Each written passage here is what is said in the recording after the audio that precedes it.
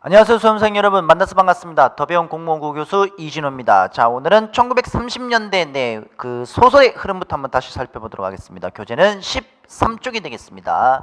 자, 우선 네모 2번을 보게 되면 소설의 흐름이라고 나오고 있는데, 여러분들 1920년대 같은 경우에는 크게 두 가지 흐름으로 양분된다는 거 저희가 이제 배웠었죠. 하나는 리얼리즘 사실주의 소설이 되겠고, 그 다음에 두 번째는 20년대 후반에 역시 경향 소설이 되겠습니다. 자, 그 다음에 이제 1930년대로 오게 되면은 1930년대 소설에서는 이거보다는 조금 더 좀 다양한 이제 유형의 소설들이 나오고 있는데, 우선 그 첫 번째는 역사 소설이 있고, 두 번째는 가족사 소설이 있고, 세 번째는 농촌 소설이 있습니다. 물론 이런 소설이 나오면서도 리얼리즘이라든지 사실주의를 바탕으로 하고 있는 소설은 계속 또 창작이 되고 있다는 거. 자, 그래서 우선 1번을 보게 되면은 리얼리즘, 그 다음에 모더니즘 경향이 비슷한 힘으로 양분이 된다는 하나의 소설의 흐름이 나타나고 있겠고, 그 다음에 다양한 소설에 대한 어떤 등장, 역사와 가족사와 농촌으로 여러분들이 기억을 하시면 되겠죠, 거기. 자, 우선 역사 소설로 가게 되면은 현진건의 무영탁 같은 경우는 이제 중요합니다. 여러분들 현진건의 무영탁 같은 경우는 여러분들이 이제 좀 알아두셔야 되는, 석가탑과 얽혀 있는 이런 설화를 모티브로 이제 배경을 하고 있는 역사 소설이 되겠습니다. 실제 있었던 어떻습니까? 신라 시대 석가가 되겠죠, 석가탑.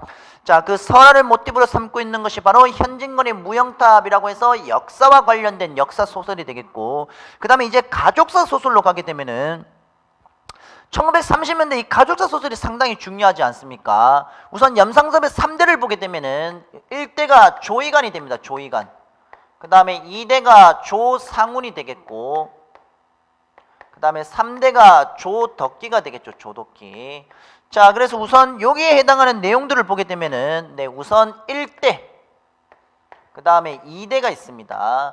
이 작품의 주된 갈등 요인을 보게 되면은 바로 조이간과 조상운의 1대와 2대의 갈등이 상당 부분 이제 나타나게 되겠습니다. 그 갈등이라는 것은 이제 돈이라든지 이런 쓰임, 이런 것들이 이제 기본적인 갈등의 이제 매개체가 되는 것인데, 자, 이때 중요한 것은 할아버지와 아버지 사이의 갈등, 이게 중요한 게 아닙니다. 이 작품에서는 이게 중요한 것이 아니라, 이 작품에서 정말 중요한 것은 1대가 지니고 있는 가치관이 무슨 가치관이고, 2대가 지니고 있는 가치관은 어떤 가치관이며, 그 다음에 손자 이 3대가 지니고 있는 가치관은 어떤 것이냐라는 거, 이런 것들이 여러분들이 기본적으로 중요하다고 생각하면 되겠습니다. 조이간 같은 경우는 당연히 이제 어떻습니까? 봉건적인 사고방식을 지니고 있는 전형적인 옛날 분이 되는 것이고, 조상우는 개화기가 되거든요. 개화기가 되는데, 아무래도 이때는 과도기적 어떤 우리 문물의 시대를 살고 있다 보니까 등장인물도 역시 마찬가지 현실에 적응을 제대로 하지 못합니다. 겉으로는 문명개화 문명개화를 외치고는 있지만은 행동은 그렇게 또 따라가지 못하고, 행동은 오히려 나쁜, 그러니까 표리부동한 행동들이 굉장히 많이 나타나게 된다는 거죠. 조덕기는 1대와 2대를 어느 정도 이제 지니고 있는, 중도적인 성격을 지니고 있는 것으로 여러분들이 이해를 하시면 되겠습니다. 자, 그래서 거기 보면은 우선 조이간이라고 해서 봉건적인 사고와 탐욕이라고 나타나고 있겠고, 그 다음에 조상우는 아버지 세대의 좌절 그리고 타락이라는 부분이 분명히 나타나고 있습니다. 이런. 그리고 마지막 손자 조덕기는 새로운 세대가 취해야 되는 삶의 방향길을 제시하고 있다라고 내용들이 나타나고 있는데, 그런 것도 여러분들이 정리를 하시면 되겠죠. 자, 그 다음에 최만식의 태평천하, 이거는 저희 교재에 이제 실려있기 때문에 이거 자세히 저희가 나갈 겁니다. 최만식의 태평천하를 보게 되면은 1대가 윤용규가 됩니다. 윤용규는 윤직원 영감의 아버지로서 화적패에게 죽임을 당합니다. 그 다음에 2대는 윤직원 영감, 이 작품의 가장 핵심이 되고 있는 등장인물로서 대놓고 뭐가 되겠습니까? 서술자가 비판적으로 바라보면서 조롱하고 있는 인물이 되겠죠. 친일 대지주가 됩니다. 태평천하라는 제목 자체가 뭐가 되느냐? 반어법이 되는 거겠죠. 일제강점을 살아가고 있는데 일제강점을 태평천하라고 말을 하고 있는 사람이 바로 윤직원 영감이기 때문에, 윤직원 영감이다 보니까 분명히 문제가 있고 풍자적인 어조를 가지고 있으면서 윤직원 영감을 조롱하는 서술자, 이런 것들이 여러분들이 작품을 보면은 이해가 가실 겁니다. 그 다음에 이제 3대가 윤직원 영감의 아들이 윤창식이가 있고 그다음에 윤창식의 아들이 윤종수, 윤종학이 있는데 윤종학이라는 인물이 그나마 이 작품에서 긍정적으로 그리고 있는 인물이고 나머지는 싹 다 부정이라고 생각을 하시면 되겠습니다. 그래서 역시 윤용규부터 구한말을 살아가고 있는 그런 사람들의 시대적인 특징에 따라서 이 사람들의 처세가 어떻게 달라지느냐, 윤직원 영감은 완전 친일 대지주로 가고 있는 것이고 그 처세와 관련된 그 시대의 흐름에 따른 역시 그대로 이해를 하시면 되는 것이겠죠. 자, 그래서 그 윤창식이라는 인물을 보게 되면은 비슷합니다. 조상훈과 아무래도 과도기에, 그러니까 구한말에서 이제 일제강점으로 넘어가는 과도기에 해당하는 것이기 때문에 가치관을 상실한다라든지 또는 향락을 추구한다라든지 표리부동한 인물이라든지 그런 것들을 여러분들이 이제 정리를 하면 되는 것이겠죠. 자, 그다음에 이제 농촌 소설로 들어가게 되면은 크게 시문의 상록수라든지 김유정의 만무방 또는 김유정의 본범이라고 해서 그게 이렇게 우리가 이제 나타낼 수가 있는데 이 시문의 상록수 같은 경우는 기본적으로 일제강점기 정말 억압받고 있는 이런 농촌 사회에 대해서 비판적으로 바라보면서 현실의 그 농촌과 관련된 현실을 부정적으로 그리는데 현실 있는 그대로니까 당연히 부정이 될 수밖에 없습니다. 이런 부정적으로 그리는 것에 그치지 않고 뭘 더 이야기를 하고 있느냐, 공부, 즉 야학이 되겠죠.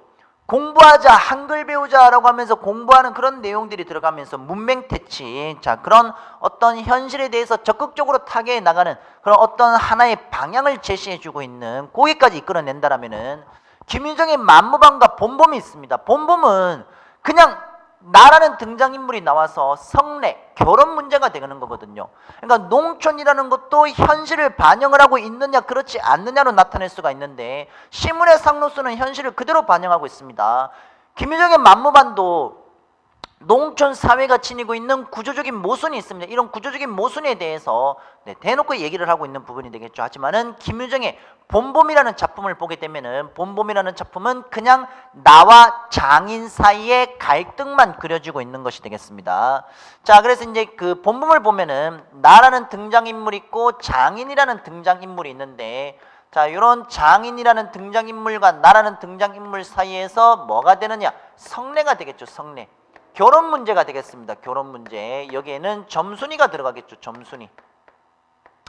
자, 점순이라는 등장인물 이렇게 두고 자, 원래 나와 점순이는 뭐가 되느냐? 이 결혼해야 되는 거거든요. 결혼해야 되는데 이게 나와 점순이뿐만의 문제가 아니라 기본적으로 나와 장인 사이의 문제가 되는 것이겠죠. 장인 사이에. 그러니까 장인은 이 결혼을 전제 조건을 해서 나를 계속 뭐만 부리고 있느냐? 일만 부리고 있는 등장인물이 되겠고 나는 어수룩하고 바보이다 보니까 눈치가 없습니다. 눈치가 없다 보니까 1인칭 주인공 시점이고 눈치가 없으니까 좀 글을 읽는 독자들은 좀 약간 답답할 수밖에 없겠죠.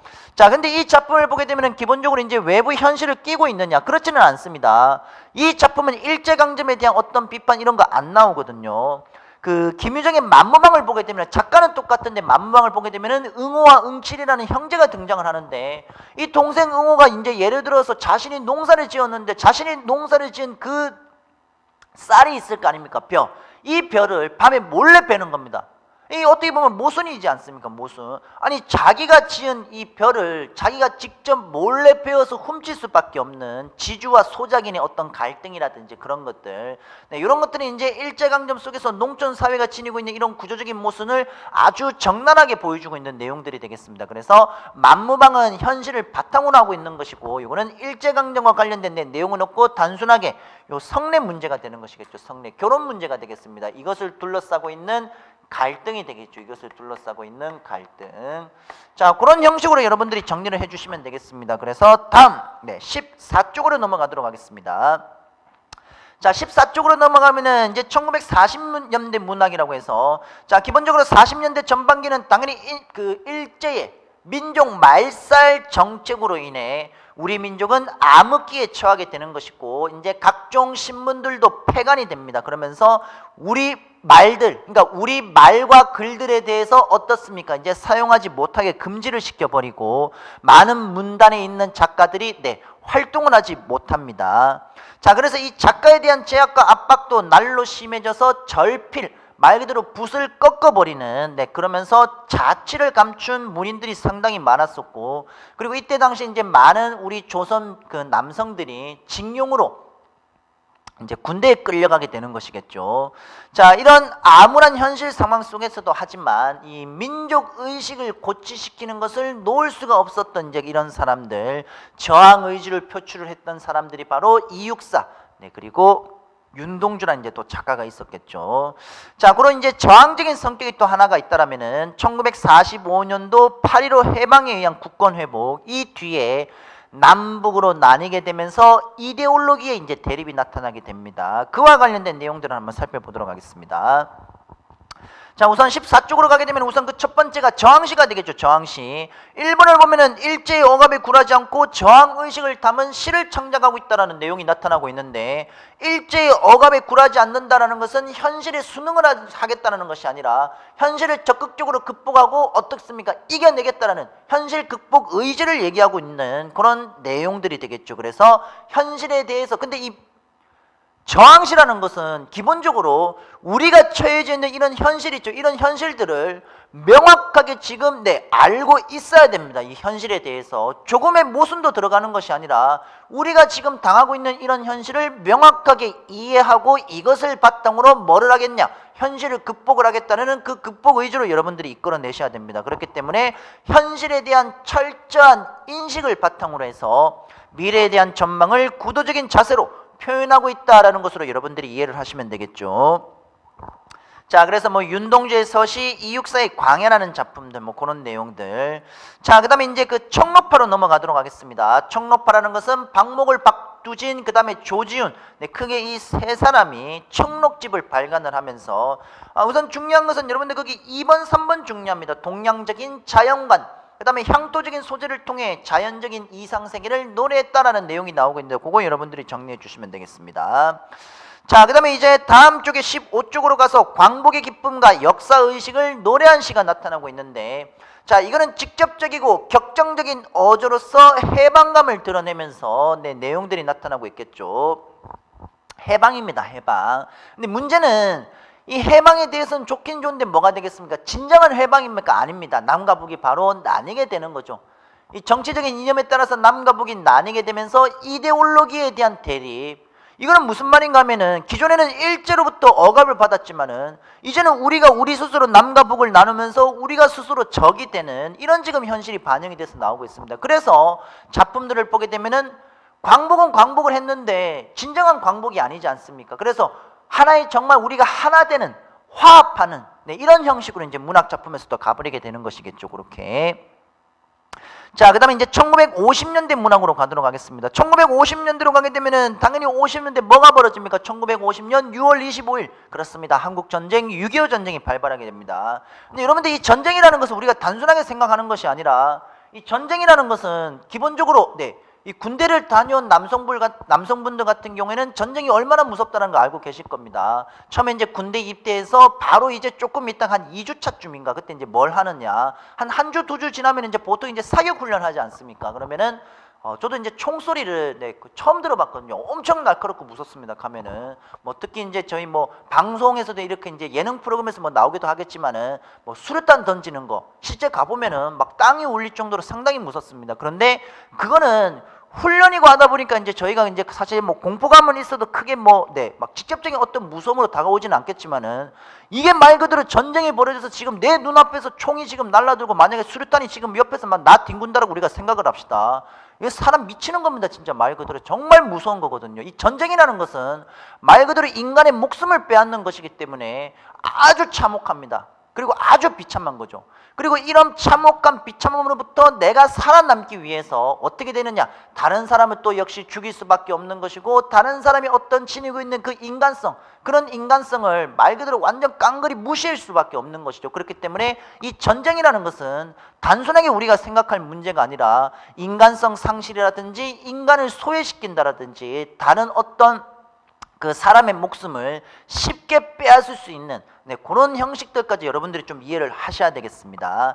자, 그래서 우리 최근 현대사의 가장 비극이라고 할 수 있는 그런 6.25 전쟁을 이제 또 바탕으로 1950에서 이제 보통 1953년 7월까지 그러니까 전쟁 중일 때, 네, 요때를 이제 보통 전시문학이라고 하게 되고, 전쟁이 끝나고 나서도 어떻습니까? 네, 전후문학이라고 해서 6.25 전쟁과 관련된 이런 이념 대립과 관련된 작품들이 엄청 많이 나오게 됩니다. 황순원의 학이라든지 윤은길의 장마도 역시 마찬가지고, 최인훈의 광장 아주 대표되는 작품이지 않습니까? 오상원의 유해라든지, 또는 제가 지금 말씀을 안 드리더라도 엄청나게 작품들이 상당히 많습니다. 자, 그런 이제 전시 전후 문학들에 대해서 여러분들이 좀 어느 정도 생각을 하셔야 되겠죠. 자, 그래서 그 두 번째, 네, 거기 지금 15쪽에 1950년대 문학 두 번째 문단을 보시면은, 전시 문학은 보고 문학의 형식이다라고 해서 보고 문학의 형식을 통해서 반공이지 않습니까? 적개심을 표출을 하고 있는 것이죠. 자, 그리고 반공주의 내용을 주로 다루었으면서 전후 문학은 아까 제가 말씀드렸던 1953년 이제 7월 이제 전쟁이 이제 휴전이 되고 난 뒤에 이제 그 뒤를 전후라고 이제 말씀을 드리는데, 자, 이런 전후에는 전쟁이라는 것은 모든 것을 다 황폐해 버리기 때문에 나올 수밖에 없는 게 두 글자, 그렇죠, 가난이 되겠습니다. 가난. 그리고 뭐 상처라든지 가난이라든지 뭐 불신이라든지 이런 것들을 소재로 혼란했던 그때 당시 시대를 고발하고 있는, 네, 그런 내용들의 작품들이 주로 창작이 되고 있다라는 것들, 네, 그렇게 여러분들이 이해를 하시면 되겠죠. 자, 그래서 이것이 문단의 흐름으로 가게 되면은 전쟁시, 애국시가 있습니다. 전쟁시, 애국시. 전쟁시, 애국시 같은 경우는 당연히 그때 당시 어떻습니까? 네, 비참한 현실에 대해서 아주 고발하고 있는 것으로서, 네, 대표되는 작가로는 조지훈의 역사 앞에서, 그 다음에 유채환의 보병과 더불어, 네, 그런 내용들에 대해서 여러분들이 정리를 하시고, 여러분들 1930년대에 모더니즘한 거 기억나시죠? 모더니즘. 모더니즘은 제가 그때 말씀드릴 때 현대 문명과 관련되지 않습니까? 현대 문명. 여기서도 역시 마찬가지 1950년대로 가게 되면 후기 모더니즘이라는 게 나옵니다. 현대 문명과 관련된. 자, 그래서 1930년대 모더니즘을 계승을 해서 이 도시 문명을 소재로 한 시각적인 이미지, 네, 요런들의 내용들이 계속해서 시도가 되고 있다. 그렇게 여러분들이 정리를 하시면 되겠습니다. 자, 그 다음에 이제 서정시, 그 다음에 가로 4번은 휴머니즘 시가 되는데, 휴머니즘이라는 것은 기본적으로 전쟁으로 인한 상처라든지 아픔을 치유를 하자 이거죠. 네, 그런 형식으로 여러분들이 이해를 하시면 되겠습니다. 그래서 치유라는 것은 결국 마이너스에 있는 이런 상황을 플러스로 어떻게 되느냐, 극복하고자 하는 그런 내용들이 되겠고, 그 다음에 이제 가로 5번을 보게 되면 문명 비판이 되겠습니다. 문명 비판. 현실 인식과 문명에 대해서 비판적인 성격으로 바라보고 있는 내용들, 그렇게. 자, 그 다음에 저희 교재, 네, 17쪽으로 가서, 네, 그 네모 2번에 이번에는 소설의 흐름에 대해서, 자, 소설은 전쟁과 관련된 상당히 중요하다고 제가 말씀을 드렸습니다. 우선 전시소설의 가장 대표되는 황순원의 학, 이거는 이념보다는 우정이 되는, 친구 사이에 이제 뭐 성산 뭐 덕제에 해당하는 친구 사이에 이제 우정이 되겠습니다. 우정. 친구가 이제 예를 들어서 이제 국군이다, 아니면 이제 그 북한과 관련된 인민군, 이게 이제 뭐 사실 뭐 크게 중요한 것이 아니라, 이들 친구가 전쟁이 벌어지기 전까지, 또는 이념 대립이 벌어지기 전까지는 한 민족이었거든요. 한 민족, 하나의 사람이지 않습니까? 조선이라는. 근데 이것이 지금 이념 대립과 전쟁으로 인해서 한순간에 친구가 이념 대립으로 인해 가지고 적으로 나오게 되는 거죠. 그러다가 이제 이 적이라고 할 수 있는 이 친구를 호송을 하면서, 옛날에 우리가 말했죠, 학을 사냥하면서 이렇게 지냈는데라고 하며 옛날 모습을 하면서 이제 풀어주게 되는, 뭐 하나로 이제 뭐 화합이 된다는 뭐 그런 내용을 가지고 있는 것이 바로 황순원의 학이 되겠습니다. 자, 그 다음에 이제 전후 소설이라고 해서 전쟁이 끝나고 나게 되면은 모든 것은 황폐화되다 보니까 가난, 부조리, 불신, 병, 아픔, 네, 이런 내용들이 되는 것이겠죠. 그래서 이런 것들을 소재로 전쟁 뒤에 허탈함, 허무함을 표현하고 있는 내용들이 되겠습니다.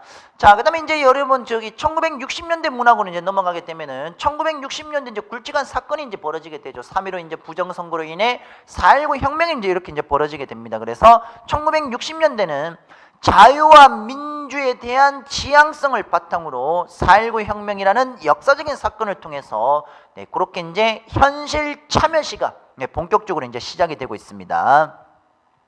자, 그렇게 이제 여러분들이 이제 내용을 한번 보시면 되겠고, 자, 거기 보면은 18쪽에, 네, 시의 흐름이라고 해서 첫 번째 현실 참여시로 이제 잠깐 한번 가도록 하겠습니다.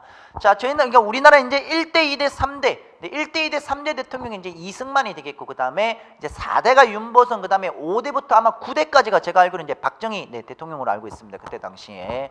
자, 그래서 요게 그런데 어떻습니까? 50년대, 60년대, 70년대. 네, 사실 우리가 이제 그 독재라고 할 수 있는 이런 이제 정권들이 쭉 이제 이어지게 되면서 이 현실 참여시가 이제 왜 나타나고 있느냐? 자유와 민족에 대한 이제 열망이 되는 것이겠죠. 그러다 보니까 부조리한 현실을 비판하고 고발하는 시라고 해서 나올 수 있는 이런 성격이 바로 네, 그런 어떤 독재와 관련된 이제 내용들, 그 내용들을 바탕으로 나왔는 그 시가 바로 현실 참여시가 되겠습니다. 자, 그래서 부조리한 현실을 비판하고 고발하고 있는 시, 풍자와 반어의 기법으로 현실을 우회적으로 비판하고 있는 내용들. 자, 그렇기 때문에 풍자와 반어의 기법으로 현실을 우회적으로 비판하고 있다, 부조리한 현실을 비판하고 있다. 네, 요런들이 가장 기본적인 현실 참여에 가장 대표되는 것으로서 여러분들 김수영, 고은, 김지아, 그 다음에 신동엽이라는 시인들, 이 사람들은 여러분들이 좀 알아두셔야 되겠습니다. 자, 그 다음에 이제 네모 2번으로 가게 되면은 1960년대 이제 소설의 흐름이 나오고 있는데 60년대라고 해가지고 전후문학이 끝난 게 아닙니다. 60년대도 계속해서 전쟁을 바탕으로 배경을 하고 있는 내용들이 나올 수밖에 없습니다. 계속해서. 자, 거기에 이제 뭐 최윤은의 광장이 나오고 있는데 여러분들 최윤은의 광장은 상당히 중요하죠. 남과 북이 있는데 보통은 남과 북을 하나로 화합을 한다라든지 아니면 남과 북 중에 그러니까 우리나라는 이제 남쪽이니까 남쪽을 택한다 이런 내용이 이제 보통 나오게 되는데 아니면은 그냥 화합으로 가게 될 건데 이 최윤은의 광장은 남과 북도 아닌 어떻습니까? 제3국을 선택을 하게 되는 거죠. 제3국. 그래서 남과 북이 지니고 있는 갈등을 바탕으로 이념을 아주 날카롭게 비판하고 있는 겁니다. 그리고 있는 겁니다. 그래서 남한과 북한 모두에게 비판적인 입장을 취하고 있는 것이 바로 최윤은의 광장이다라고 여러분들이 이해를 하시면 되겠습니다. 자, 그 다음에 이제 가로 2번을 보게 되면 1960년대 이제 정광영의 껍빛단 리라고 나오고 있는데 이 껍빛단 리 같은 경우는 일본 때는 친일, 그 다음에 이제 소련이 주둔을 할 때는 그러니까 친소, 그 다음에 미군이 주둔할 때는 친미, 이런 식으로 이제 시류에 영합하는, 그러니까 박쥐 같은 인물이 되겠죠. 이인국 박사. 그런 인물들을 통해서 시류에 따라서 이렇게 사람의 유형이 금방금방 바뀌는 네, 이와 관련된 등장인물에 대한 비판 정도로 여러분들이 생각을 하시면 되겠습니다. 자, 그 다음에 이제 1960년대 후반으로 가게 되면은 김승옥의 서울 1964년 겨울이라든지 병신과 머저리, 네, 역시 중요한 작품들이 되겠죠. 이런 것들 흐름들. 자, 그리고 이제 70년대 80년대로 넘어가게 되면은 네, 이제 현실 참여에서 뭐 사실 뭐 민중시의 성격으로 이제 변모가 되었다라고 나오고 있는데 네, 내용상 사실 뭐 따지고 보면 큰 차이는 없습니다. 큰 차이는 우선 민중시 1번을 보게 되면은 현실 참여시가 더욱 암담한 이런 정치 상황에 더 적극적으로 지금 저항을 하면서 민중시의 성격을 이제 바뀌었다는 그런 내용들이 나오고 있습니다. 말 그대로 우리 대중들이 민중들이 살아가는데 정서 그리고 이런 삶의 모습을 시로 형상화하고 있는 것이 바로 민중시이다라고 여러분들이 이해를 하시면 되겠죠. 자, 그 다음에 이제 소설로 잠깐 넘어가겠습니다. 2번 소설로 넘어가기 이전에 여러분들 이제 60년대 70년대는 이 박정희 대통령이 정권을 잡고 난 뒤에 어떻습니까? 도시화 산업화가 이제 본격적으로 이루어지기 시작합니다. 본격적으로 이루어지기 시작하면서 이 도시화 산업화가 벌어지게 되면서 어떤 대립구도가 나타나느냐, 가진 자와 못 가진 자가 이제 등장을 하겠죠. 그리고 도시 노동자들이 빈민으로 전락을 해버리게 됩니다. 그러면서 도시 노동자들이 소외를 받게 되는 거죠. 네, 이런 내용들이 또 나오고 있는 것이기 때문에 급격한 산업화로 인한 소외된 민중의 삶이라든지 네, 그런 내용들. 그리고 여기서도 역시 70년대라고 해서 끝난 거 아닙니다. 70년대 남북이 네, 아주 좀 극단적으로 대립을 하고 있는 상황이었었고 그렇기 때문에 네, 지속되고 있는 이런 분단과 관련된 내용들이 네, 계속해서 나올 수밖에 없었다라는 거. 네, 그렇게 여러분들이 이제 정리를 해주시면 되겠습니다. 자, 그 중에 저희 이제 교재 20쪽을 보게 되면은 황성영의 산포 가는 길이라든지 조세희의 난쟁이가 쏘아올린 작은 공이라는 지금 네, 2번에 얘가 들어가고 있겠죠. 여러분들 이거는 급격한 산업화로 인한 네, 소외된 민중들이라고 해서 그거 내용도 여러분들 꼭 살펴봐야 될 겁니다. 자, 그 다음에 이제 저희가 이제 챕터 2번으로 가게 되면은 네, 현대시 해가지고 요거는 저희가 이제 지난 강좌에서 네, 그 한번 다 살펴봤는 내용들이 되겠습니다. 그 시상의 전개 방식까지 이제 저희들이 이제 한번 다 살펴봤는데, 여러분들 이제 현대 운문 같은 경우에 산문도 역시 마찬가지고 1894년부터 이제 10년대까지 우선 개화가사 창가 신체시 또는 소설은 신소설, 여러분들 이렇게 하나 구분을 해두도록 하고, 1920년대, 30년대, 40년대, 50, 60, 70, 80 네, 이런 형식으로 여러분들이 쭉 구분을 우선 해두도록 하십시오. 그러면서 문단이 어떤 흐름으로 갔느냐, 거기에 대해서 여러분들이 우선 정리를 해두면서 네, 내용을 좀 더 본격적으로 세부적으로 들어가는 것이 분명히 맞습니다. 자, 그래서 저희 지난 시간에 그렇죠. 거기 보면은 네, 32쪽까지 했었죠. 32쪽까지 시상의 전개까지 우리가 한번 살펴봤습니다. 자, 그러면 우리가 네, 32쪽, 33쪽 앞부분까지 우리가 지난 시간까지 나가고 오늘까지 다 마무리가 되었고, 그러면 이제 다음 강좌부터는 네, 창가, 이제 경부철도 노래라고 해서 네, 이 창가부터 본격적으로 네, 작품을 통해서 우리가 한번 살펴보도록 하겠습니다. 고생하셨습니다.